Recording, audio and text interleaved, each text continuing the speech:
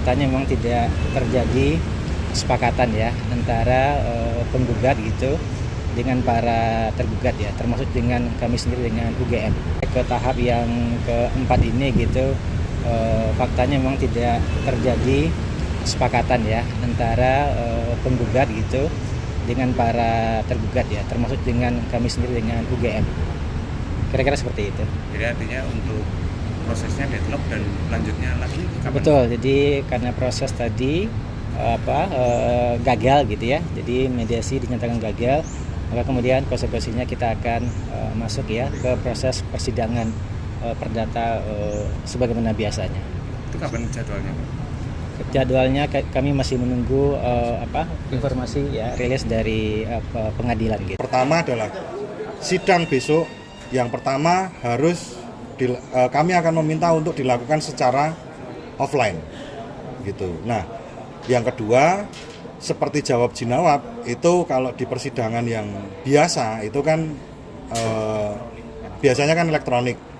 Tetapi kami juga meminta untuk dilakukan secara offline juga. Jadi kami nanti akan membacakan jawaban, membacakan mungkin duplik dan lain sebagainya. Kira-kira begitu. Terus yang ketiga itu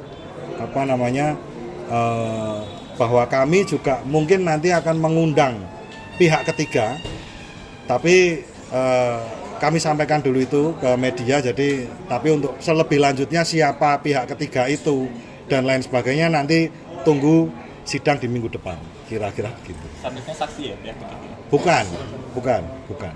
Ya itu ditunggu aja nanti di minggu depan, sidang minggu depan.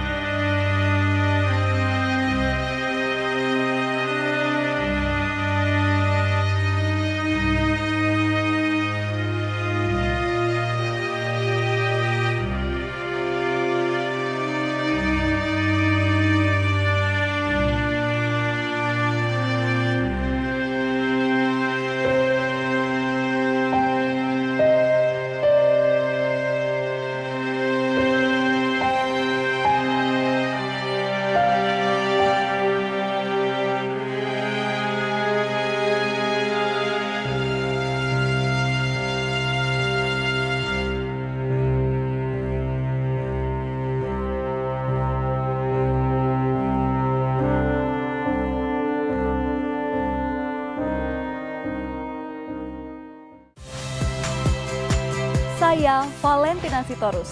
Saksikan program-program Kompas TV melalui siaran digital, pay TV, dan media streaming lainnya.